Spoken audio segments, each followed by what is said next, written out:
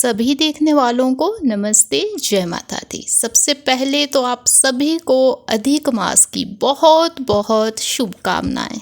अधिक मास जो कि 3 साल में एक दफ़ा आता है, अपने आप में ही ये समय बहुत ही शुभ, बहुत ही पूजनीय माना जाता है। जहाँ इस मास में भगवान विष्णु की पूजा का विधान आता है, वहीं खाने पीने को लेके भी कुछ खास नियम बनाए गए हैं।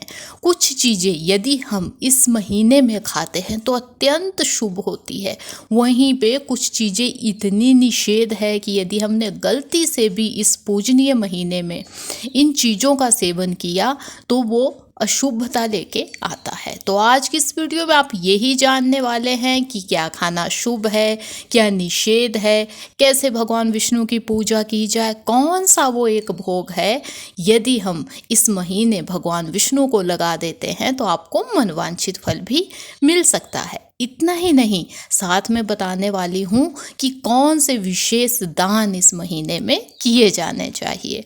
तो मैंने कोशिश की है अधिक मास के सभी नियम आपको इस छोटी सी वीडियो में बताने की, तो वीडियो को अंत तक देखिएगा ताकि आप सभी चीज़ें अच्छे से जान सके। आइए चलते हैं अब सब कुछ जानने। सबसे पहला जो नियम है, जो सबसे खास नियम है, जिसका पालन किया ही जाना चाहिए, वो है भगवान विष्णु की पूजा का नियम। अधिक मास में भगवान विष्णु की पूजा तो की ही जानी चाहिए। की गई पूजा 10 गुना फलदायी भी होती है। तो पूजा के लिए आपको विशेष समय निकालना है। 2 समय की पूजा तो की ही जानी चाहिए। सुबह जल्दी उठ के पूजा हो जाए, सायंकाल में पूजा हो जाए, बहुत शुभ है। यदि आप बहुत ज़्यादा बिजी है, ज़्यादा समय नहीं है, तो जब भी आपको समय मिलता जाए तो उस समय जो है वो भगवान विष्णु का ध्यान किया जाना चाहिए। उनके नामों का जाप भी किया जा सकता है। भगवान विष्णु के साथ साथ माँ लक्ष्मी, तुलसी माता की पूजा भी की जा सकती है। अब जान लीजिए कि भोग हमें अधिक मास में भगवान विष्णु को क्या चढ़ाना चाहिए। तो मैं आपको 2-3 भोग बताऊंगी, सब भी चढ़ा सकती या कोई एक भी चढ़ाया जा सकता है। जिसमें पहला नाम आता है तुलसी के पत्ते का। तुलसी का पत्ता अत्यंत शुभ भोग है भगवान विष्णु के लिए, तो ये तो आपको चढ़ाना ही चाहिए। उसके बाद बेल या बेल का जूस, गन्ना या गन्ने का जूस। फलों में यदि बात कहूँ तो जो केला है वो अत्यंत शुभ होता है भगवान विष्णु के लिए। आप कोई मौसमी फल भी चढ़ा सकते हो। तो ये पहला नियम है। इससे आगे जो नियम आता है वो है खान पान को लेके। अब इस महीने में बहुत से लोग उपवास भी लेते हैं, तो उपवास भी लिया जा सकता है। अपने सेहत को देखते हुए उपवास भी आप ले सकते हैं। कुछ लोग तो 1 महीने का ही उपवास लेते हैं, वहीं पे कुछ लोग हफ्ते में 1 दिन का उपवास लेते हैं। जैसा आपसे हो सके वैसे आपको उपवास भी लेना चाहिए, क्योंकि इस महीने में किसी भी दिन आप यदि उपवास लेते हैं तो वो फलदायी तो माना ही जाता है। अब चलते हैं ये जानने कि यदि उपवास लिया है तो आपको क्या खाना है, या यदि उपवास भी नहीं लिया है तो भी जो चीज़ें मैं बताने वाली हूँ उन्हें यदि आप इस महीने में खाते हैं तो आपके लिए भी ये महीना बहुत शुभ होने वाला है। तो खाने में सबसे पहला जो नाम आता है वो आता है सात्विक भोजन का। पूजनीय दिनों के लिए सात्विक भोजन ही सबसे सही माना जाता है। उपवास लिया है तो भी आपको सात्विक भोजन खाना है जब उपवास खोलना है। यदि उपवास भी नहीं लिया है तो इस महीने केवल सात्विक भोजन खाइएगा। देखिएगा आपके लिए ये महीना कितना ही शुभ होने वाला है। सात्विक भोजन होता है जिसमें कोई नॉनवेज ना हो, कोई मीट अंडा ना हो, कोई लहसुन प्याज ना हो, ज़्यादा तीखा चटपटा भी हमें इस महीने में नहीं खाना चाहिए। साथ ही आपको बता दूं कि एक दाल ऐसी है जो इस महीने में खानी अत्यंत शुभ कही गई है, जिसका नाम है मूंग दाल। अब चाहे छिलका मूंग दाल हो, चाहे धुली मूंग दाल हो, कोई सी भी हो, इस दाल का सेवन बहुत ही शुभ कहा गया है। तो इस दाल का यूज़ भी किया जाना चाहिए इस महीने में। अब यदि आपने उपवास लिया तो भी बहुत सी चीज़ें हैं जो आप इस महीने में खा सकते हैं, जैसे कि सभी फलों का इस्तेमाल किया जा सकता है, उनसे जूस बना के आप पी सकते हैं। दूध या दूध से बनी हुई सभी चीज़ें आप अधिक मास के उपवास में खा सकते हैं, शुभ कही गई है ये भी। आप आलू खा सकते हैं, आप शक्करकंदी खा सकते हो। इसके साथ साथ ही घिया कद्दू इनका भी इस्तेमाल किया जा सकता है इस महीने में। इसके साथ ही साबूदाना हो गया, मखाना है, समा के चावल हो या उपवास के आटे हो। यदि आपने उपवास लिया है तो ये सभी चीज़ें खाई जा सकती है, बहुत ही शुभ माना जाता है। इसके साथ सेंधे नमक का यूज़ किया जा सकता है, ये ही शुभ माना जाता है।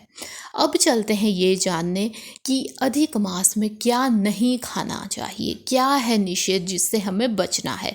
उपवास लिया है तो भी यही नियम है, यदि ना लिया है तो भी जो चीज़ें मैं बताऊंगी इन्हें मत खाइएगा इस शुभ महीने में। जिसमें सबसे पहला नाम आता है तामसिक भोजन का। तामसिक भोजन अत्यंत अशुभ कहा गया है अधिक मास के लिए, क्योंकि एक पूजनीय महीना है, शुभ महीना है। इसमें हमें ये चीज़ें नहीं खानी है। तामसिक भोजन होता है जिसमें नॉन वेज आता है, मतलब मीट अंडा आता है, लहसुन प्याज आता है, तो ये चीज़ें हमें नहीं लेनी है, इससे आपको बचना चाहिए। इसके साथ ही कुछ दालें ऐसी है जो अधिक मास में खाने के लिए निषेध कही गई है, जिसमें पहला नाम आता है उड़द की दाल, जिसे काली दाल या माँ की दाल भी कहते हैं। गलती से भी ये हमें इस महीने में नहीं खानी है। साथ ही साथ जो मलका की दाल होती है उसे खाना भी अत्यंत अशुभ कहा गया है, तो इससे भी आपको बचना है। इसके साथ ही कुछ सब्जियां हैं जिन्हें खाना भी बहुत अशुभ या निषेध माना जाता है, जिसमें पहला नाम आता है बैंगन का। बैंगन खाना अधिक मास में बहुत अशुभ माना जाता है। इसके साथ साथ ही कटहल खाना अशुभ माना गया है। पत्ते वाले जो साग होते हैं उन्हें खाना भी सही नहीं माना जाता है, तो इनसे भी हमें बचना चाहिए। यहाँ तक कि जो गोभी होती है, चाहे फूल गोभी है, पत्ता गोभी है, इन सभी को भी इस महीने में हमें नहीं खाना चाहिए। तो इन सभी चीज़ों से आपको बचना है इस महीने। अब देखिए, यदि तो आपने उपवास लिया है तब तो आपको जो अन्न है, अनाज है, वो आपके लिए निषेध ही हुआ, क्योंकि उपवास में देखिए अन्न का यूज़ तो नहीं किया जाता है, तो अन्न आपको बिल्कुल नहीं खाना है जिस दिन आपका उपवास होगा। अब चलते हैं ये जानने कि क्या दान किया जाना चाहिए अधिक मास में, क्योंकि कई गुना फलदायी हो जाता है किया गया दान। एक जो खास नियम आता है विशेष अधिक मास के लिए, जिसमें कि 33 चीज़ों का दान किया जाना चाहिए। मतलब जो भी चीज़ें दे, यदि आप 33 की संख्या में दे सके वो बहुत शुभ मानी जाती है। जिसमें देखिए मालपुए भी आते, 33 मालपुओं का दान किया जा सकता है, या पानी के घड़े 33 दान किए जा सकते हैं, पंखे आप दे सकते हैं, छाता दे सकते हैं। ऐसे ही आप बहुत सी चीज़ें 33 की संख्या में दे सकते हैं, ये शुभ माना जाता है।